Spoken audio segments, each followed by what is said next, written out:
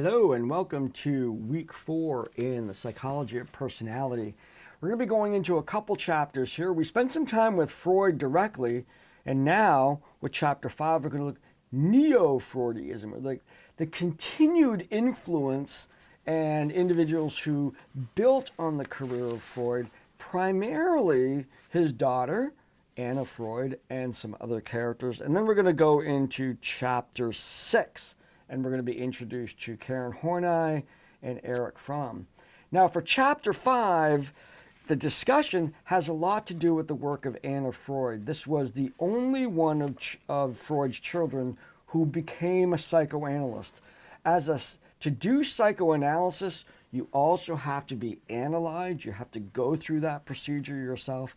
And Freud analyzed his daughter, something we would probably not do today. Nonetheless, Anna Freud's contributions to maintaining the lifeblood of Freud's work cannot really be understated. She took Freud's work and did very, very monumental and lasting work on the processes that we call defense systems. Now, in Freud's work, what we have is the id and the superego in conflict with each other. The angel and the devil on our shoulders, as we might see in media. That creates strain, stress, and whatnot. The ego, in order to deal with that stress, the ego, whether it's aware of that conflict or not, experiences anxiety, and the defense mechanisms are to reduce that anxiety. These are functional in that they work to reduce the actual anxiety, but they can be categorized that some, for instance, are psychotic. The way in which you're coping with it is escape from reality. I'm denying it. It's something else. It's just I'm going away from that. Other times it's immature, like getting angry at people or lashing out at them. Then there's neurotic, which is internal, and just like I'm stupid, I'm, the kind of, or I'm super detail oriented. And then there are mature, when let's say you're going to express your angers and redistribute them into art or into negotiations or sports even. There are different mechanisms, but they're categorized in terms of their overall lifelong effectiveness. Now, the ones that we are most associated with, denial, the one, little editorial on this.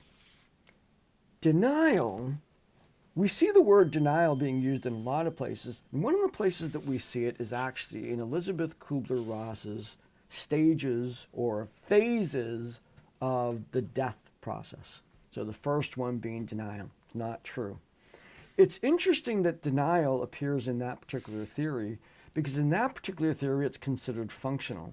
Even though it lays into the, the psychotic area, according to this other nomenclature, denial actually, according to that theory, allows, I don't think she was talking about the ego, but allows the individual some time to get used to the idea. That it functions to delay, they still know what's there, but to delay the acceptance of reality just for a while. Now, if it goes too long, of course, it becomes dysfunctional. But it points out in that particular theory that in some circumstances, denial is good. This particular concept I've seen arise in discussions related to psychotherapy, where psychotherapy has often had the pretense to break through denial. Now, we all know that for an individual to grow, if they have a particular problem, they have to be able to recognize the problem, commit to change, and then move into implementing a plan to make that change happen. Now, that first recognition is vital for that to happen. The role of the therapist to break through as opposed to guide through, and there's lots of different ways in which people have done this, indicates that the therapist might be in the position, if they're too aggressive, might have the individual face their particular situation before they're psychologically ready. So there could be some potential damage. And that has been documented. There's been some people that haven't been ready to face reality. They might have needed some work moving up to that. And denial in that particular individual was serving a function. There's other circumstances, of course. Somebody's engaging in dangerous behavior. We see it in the confrontations for substance abuse and whatnot. Individual's going to die if we don't do something. So sometimes the real purpose is to actually break through that denial that's going on. I'm just making this note because it's interesting to look at defense mechanisms as functional. Even the weird ones, even the neurotic ones and whatnot, that they have function, they work. So we have to understand if at all, if let's say someone has a neurotic defense mechanism and they have OCD, about certain things. I need to get an A all the time.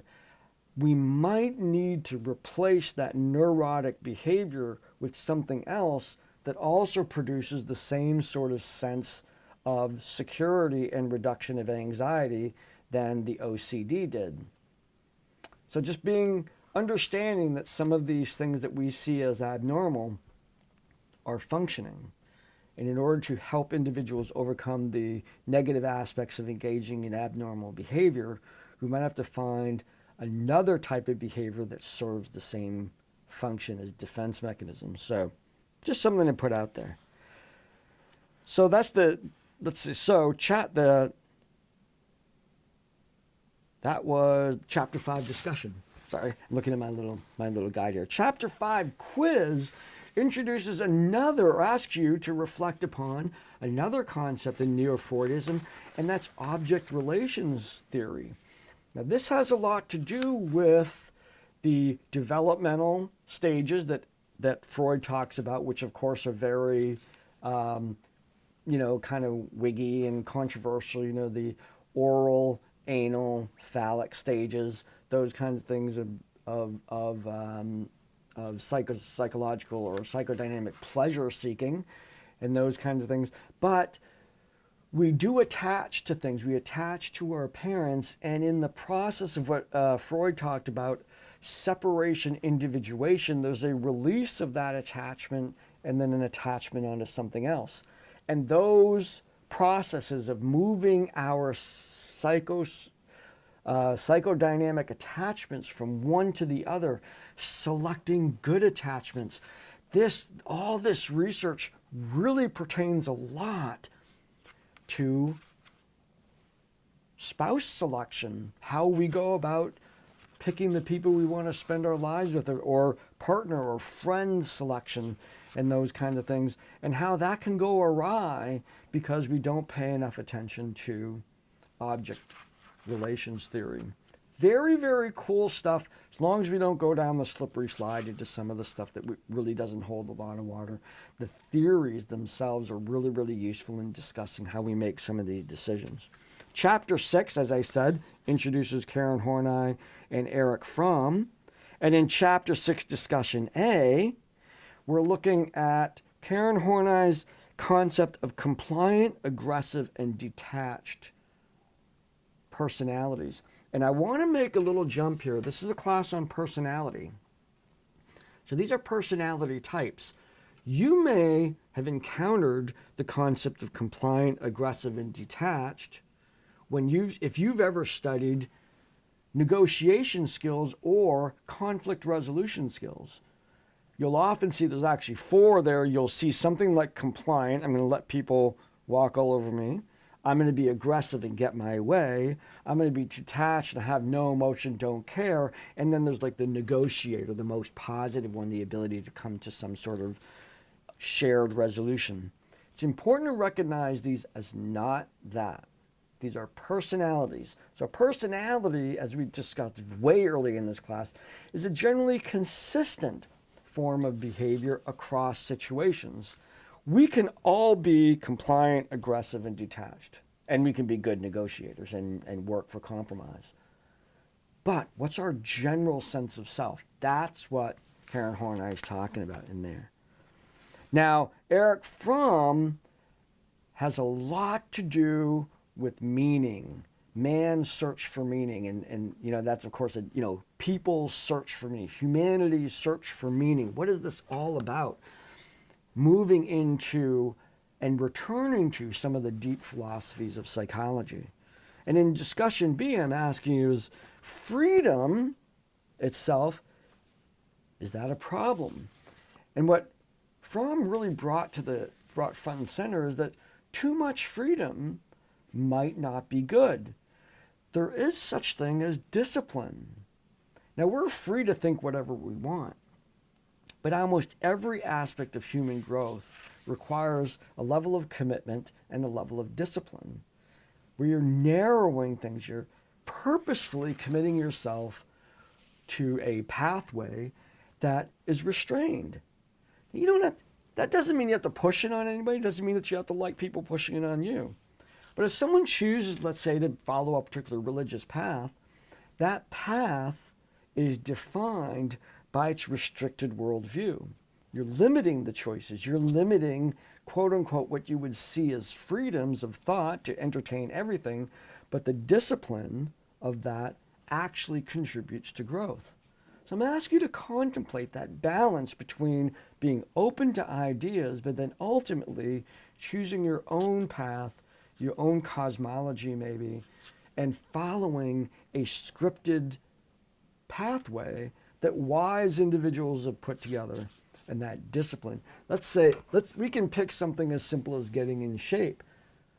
Now, we might be able to put our own program together. We might be pretty good at that. Have you ever gone under the care of an actual trainer and they just lay it out? And that takes discipline to be able to do that. Yet, 9 times out of 10, the effort that you put into that discipline, which restricts your choices, restricts freedom, will be better for you than just going in the gym and doing whatever you feel like.